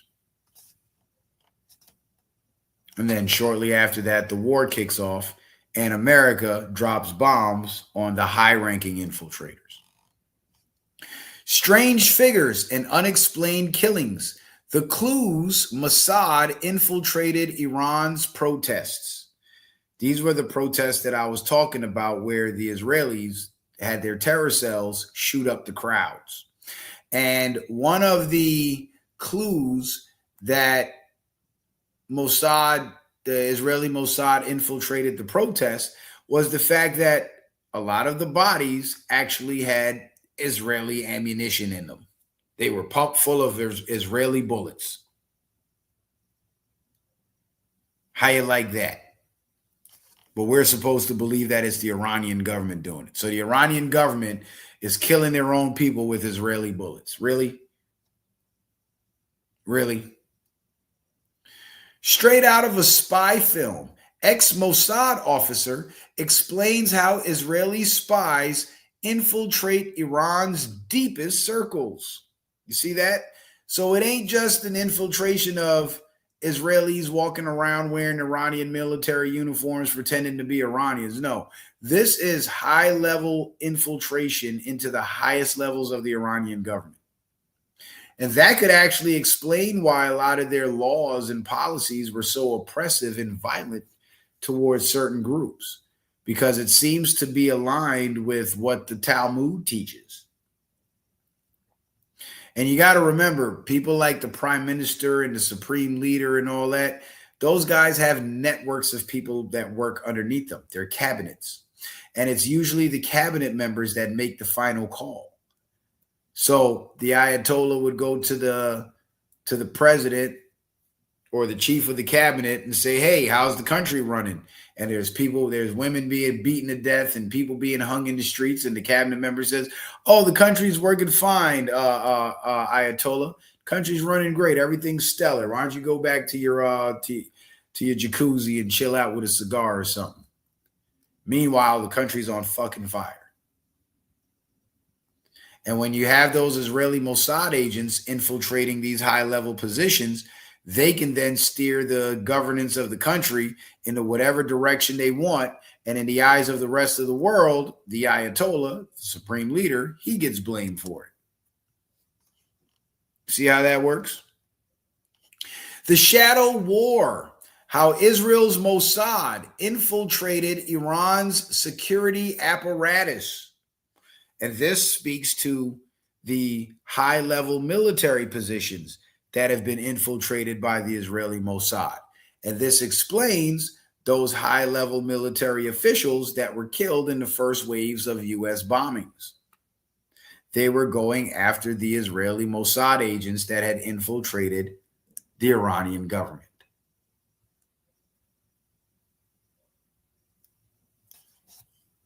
The Iranian general who always survives, is he Mossad ultimate plant?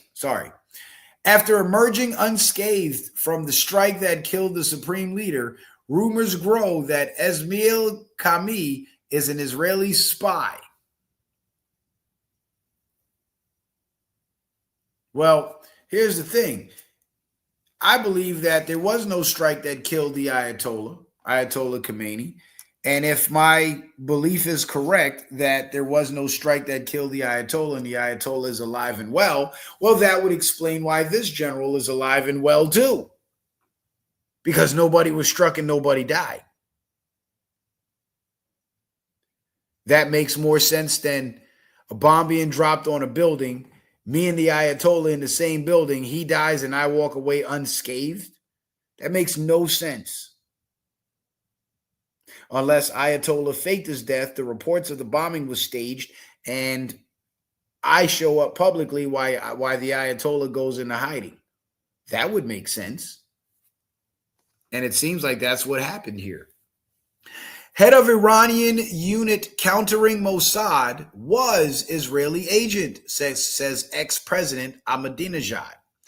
Now, this is the most interesting headline of all, because not only is it from the Times of Israel, but it confirms, because I believe Ahmadinejad, it confirms, excuse me, that the Israeli Mossad infiltration into the Iranian government was unchecked and uncontrolled.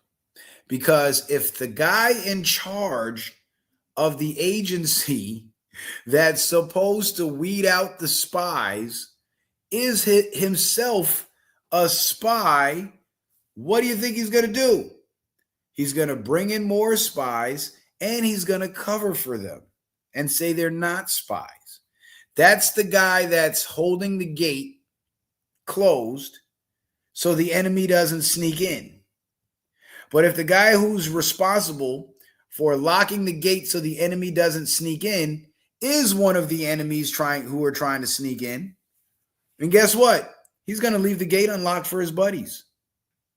And this is how Iran got so heavily infiltrated, because the guy in charge of locking the gate from the infiltrators was himself an infiltrator, and he left the gate unlocked.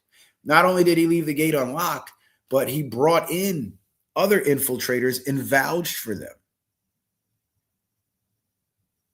This is absolutely frightening. And this explains why a decapitation of the Iranian government had to happen.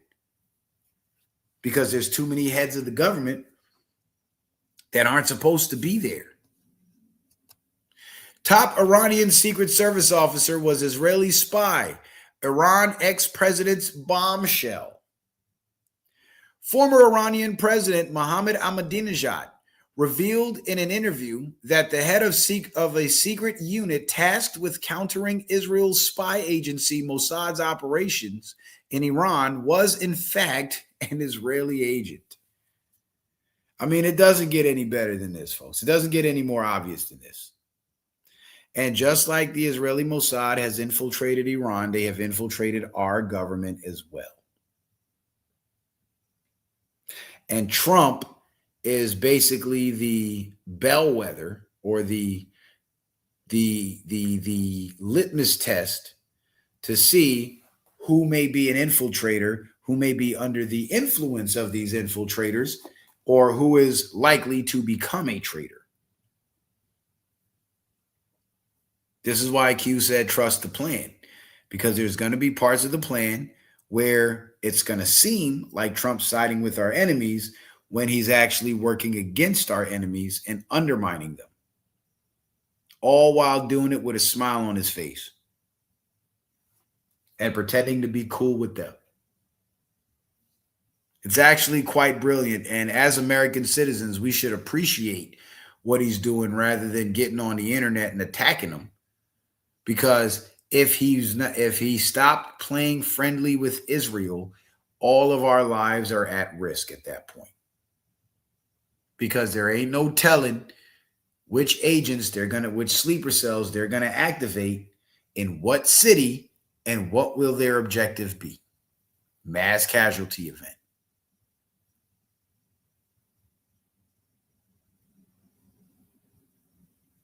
So Trump's playing the game, and he's playing it correctly. And not only is he playing it correctly, he's playing it at such a high skill level that he's beating the game, and the game doesn't even know it. That's the crazy part.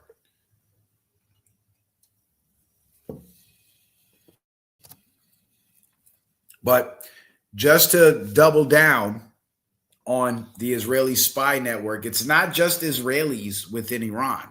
It's actually Iranian citizens who are on Israel's payroll because they make the best spies.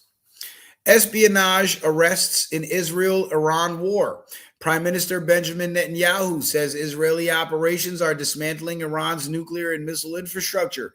Reports from the Wall Street Journal indicate some Iranians are assisting Israel with intelligence. Meanwhile, Israeli authorities arrested reservist Raz Cohen for allegedly spying for Iran. Netanyahu says these actions aim to create conditions for the Iranian people to pursue regime change.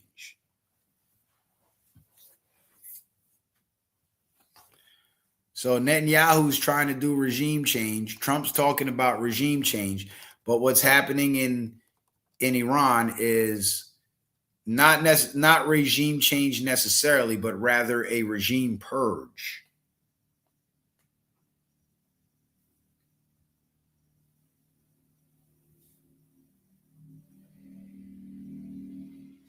Now, Pissed Off Cat asked an interesting question. Pissed Off Cat says, will the dollar value go back up and regain purchasing power? Yes, it will. Yes, it will. And part of the reason why gas prices are spiking right now is because this is part of the reset. This is part of the reset where eventually the prices are going to go back down. And when they do go down, it's going to be such a dramatic drop that we'll feel it almost overnight. And what's going to cause those prices to go down, is when Europe capitulates and starts buying oil from us and Trump starts selling them the Venezuelan oil. Not only Europe, but Russia starts buying the Venezuelan oil as well.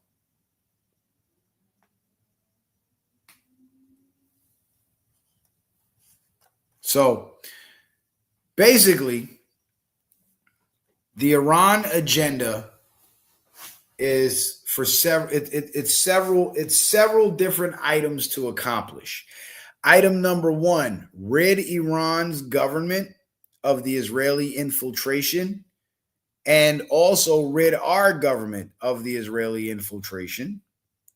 Number two, reshape the world oil markets where Iran has a fair shake at tapping into the buyer's market like every other nation on earth has been able to, but they haven't. And agenda number three is to put Israel out of power, put Israel out of business completely. So after the purge of this infiltration, they can't regroup and re-infiltrate again, putting them permanently out of business. And so far, it seems to be working. And it's working so well that even the deepest thinkers among us are falling for the optics. That means the optics are that compelling. But I don't fall for the optics. I know the fucking news lies. And I know when it comes to Trump, whatever he says is going on, there's more going on beneath the surface. Whatever he's actively involved in, he's actively involved in it because there's some underlying reason that will reveal itself later on. And with the Iran agenda, the reshaping of the global energy, the world energy markets is one of those things that's going to become apparent later. We won't understand it now, but we'll understand it later, just like the COVID vaccine.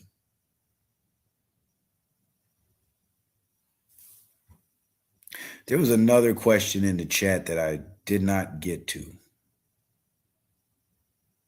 I hope it's still there. Oh, yeah, credit to bands. Oh, no, I read that already. Oh, I read that. I answered that already. Sorry. I'm tripping. I'm over here tripping.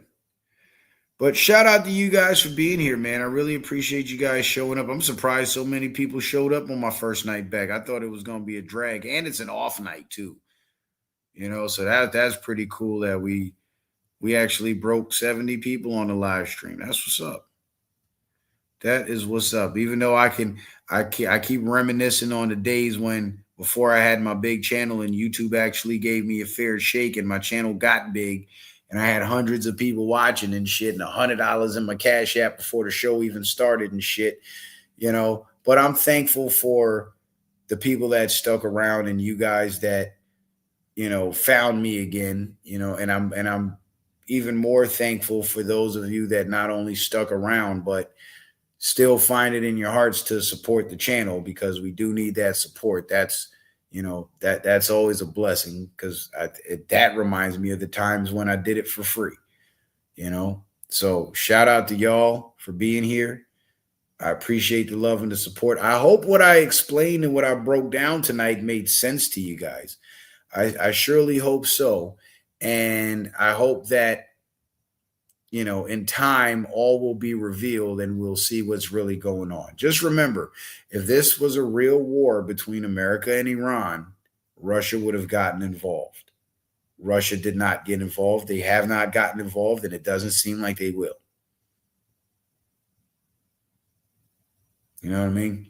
So, with that being said, ladies and gentlemen, I want to again thank you guys for being here. I appreciate the love and the support. If you'd like to support the show, you can send in a kind donation via Cash App, PayPal, or Venmo. All right. I got to remind you guys about that. And when it comes to the PayPal, just be careful with the comments, because they do steal money and they do freeze accounts if they don't like your comments. And I hate that they do that, but it's their platform, and apparently they can do whatever the fuck they want.